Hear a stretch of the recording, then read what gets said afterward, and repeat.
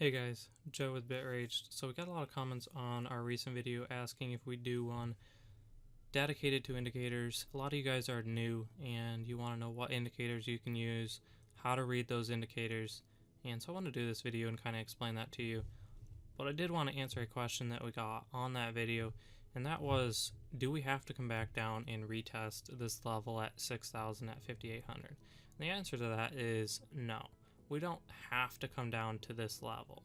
But the point we were making in the last video is that we can't see a run like this followed by a run like that.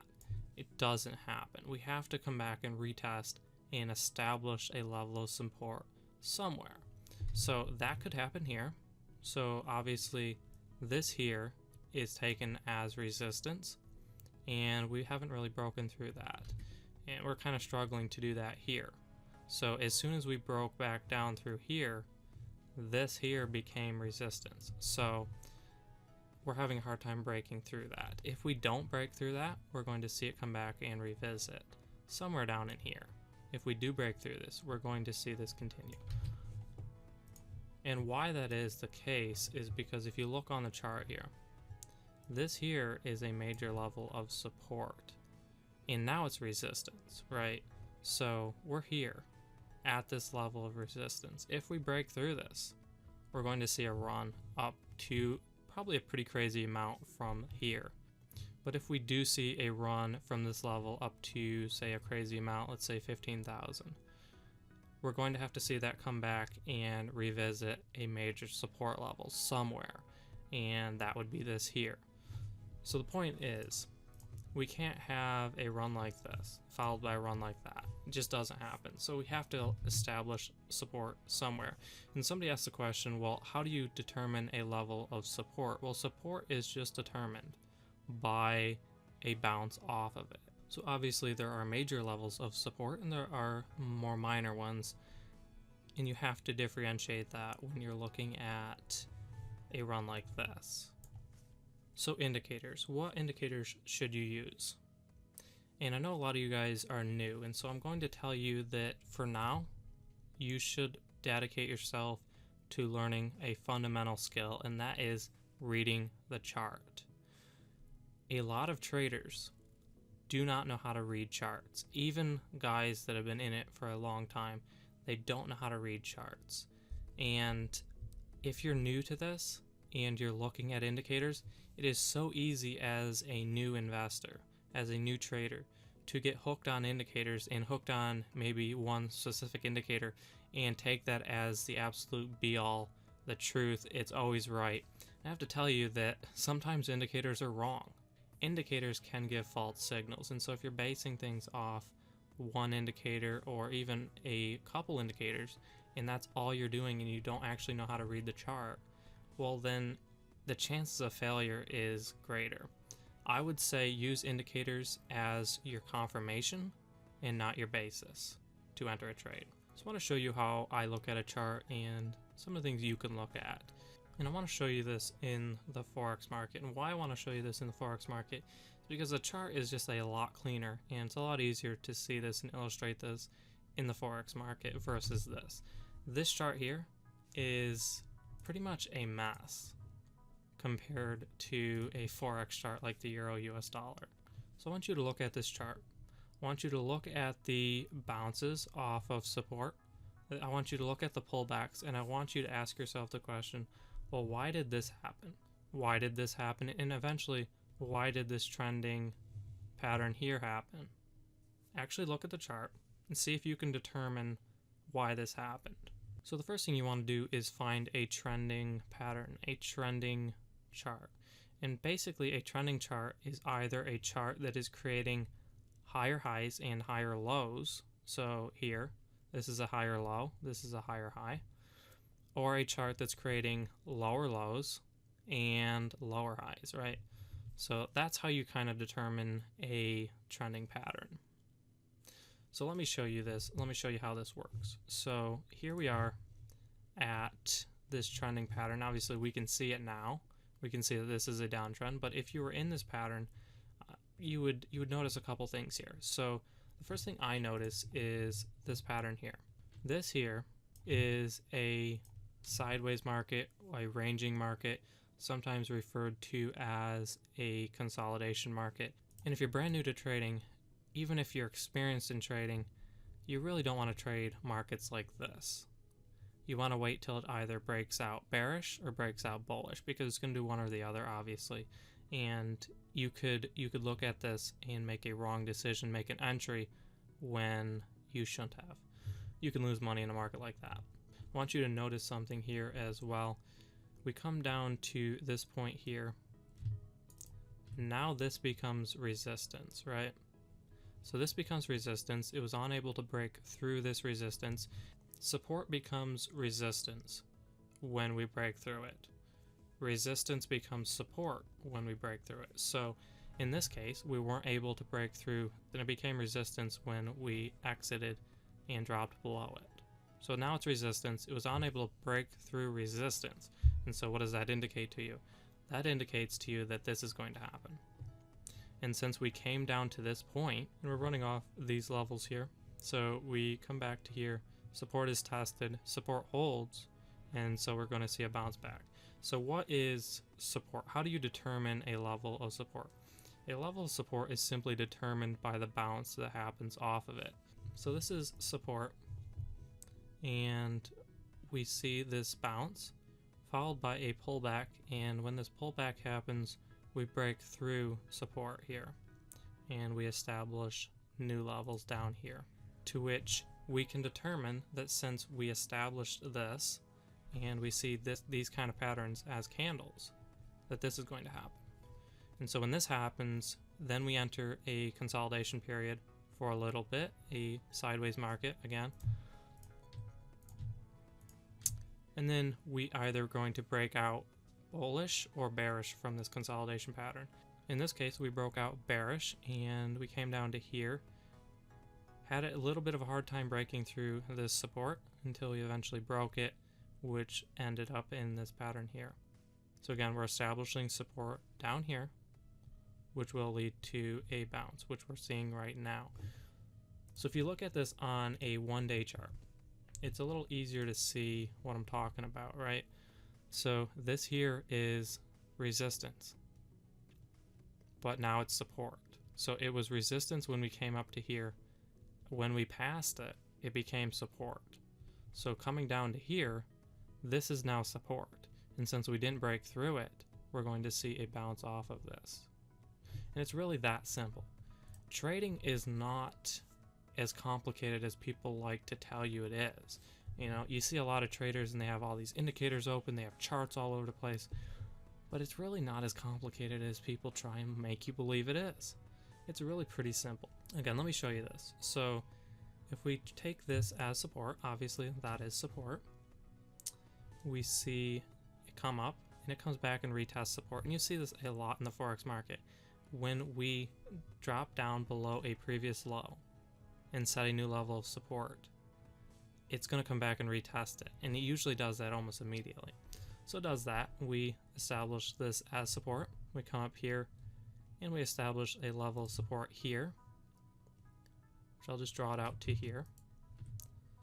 We see a bounce off of this support, which again, this is determined kind of based off of this, and things farther back in the history of the chart, and that's what you want to look at if you're trading this market. You want to look at the history and see, well, where is this support based off of in the past?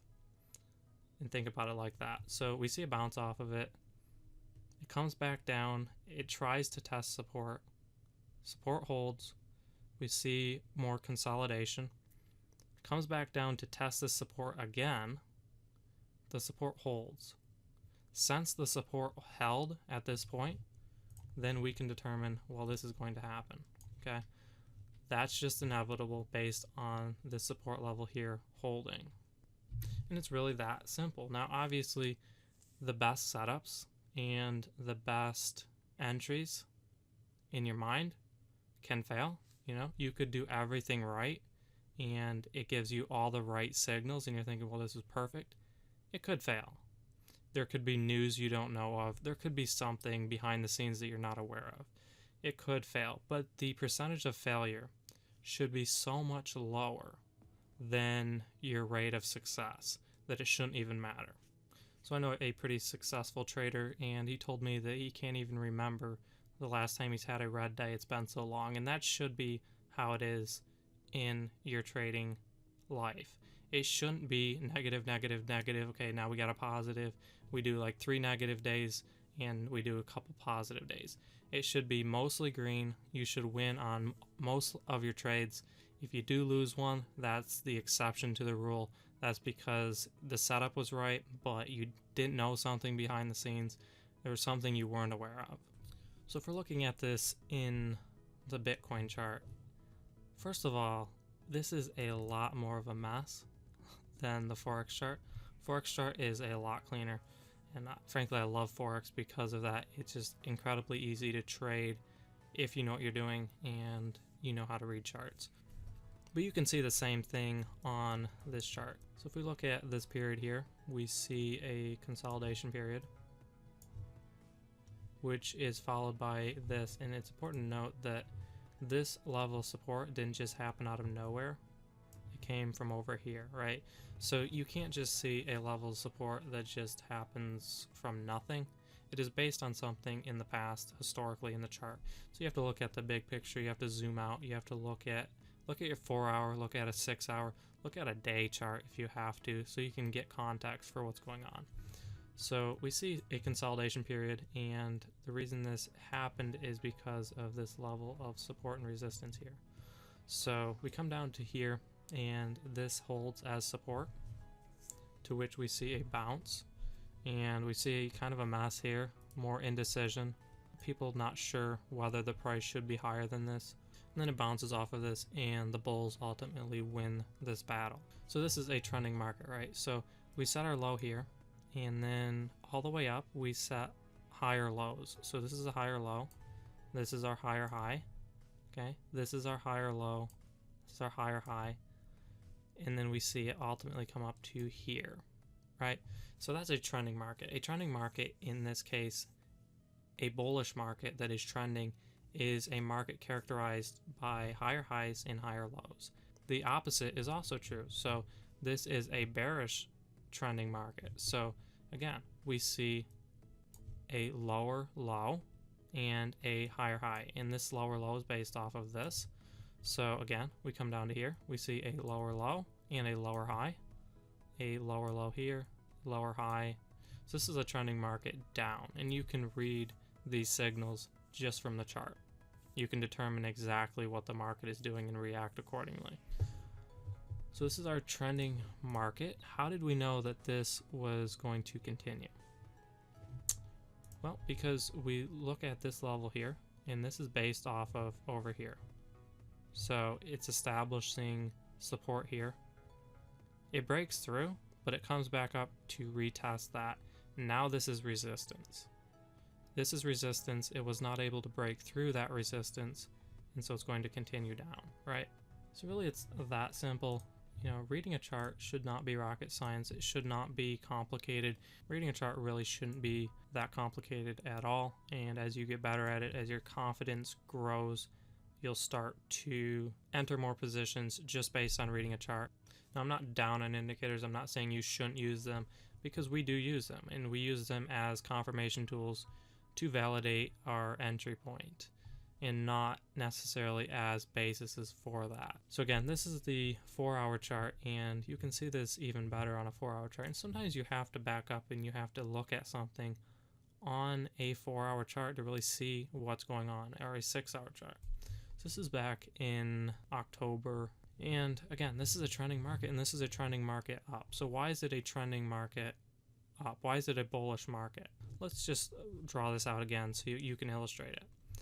So let's say we take this is consolidation from this run, and then we see kind of a spike, comes back down to here, retests all this support. So let's say that this is our low to base this run off of.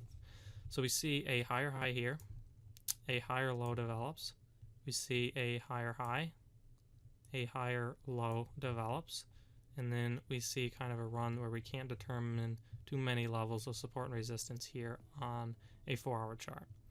So we see a run like this simply because we see this trending up, and we're trending up because we have a higher high and higher lows. So again, it really should be this simple. It should be really easy. As your confidence gets better, your skill will improve, and frankly, that just takes experience. So I did want to bring this to you because we do take your suggestions seriously, and we want to do videos that you want to see. So I hope this helped you out.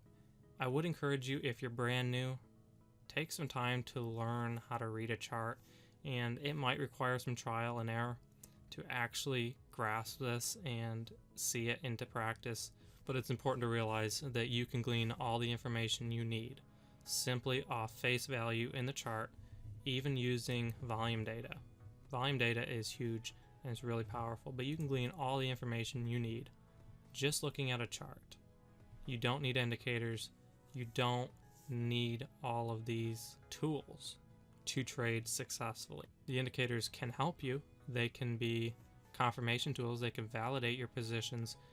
They could maybe help you enter positions that you wouldn't have entered otherwise, because you really can't determine too much based on the chart. And there are times when you'll see a pattern on the chart that just doesn't make sense. And if you can't make sense of the chart pattern, don't trade it. Walk away, wait till it develops something you can understand. And sometimes, especially in crypto, there will be patterns in the chart that just don't make sense. And there's no textbook analysis pattern that you can place on it. It just doesn't make sense. And in those cases, just wait until it makes sense. Wait until the chart develops something that makes sense. So that's going to do it for this video. Thanks for watching, guys. Those are some of my thoughts on trading and why you should maybe trade without indicators and learn that fundamental skill, because ultimately it's really important and it's something that will benefit you throughout your trading career.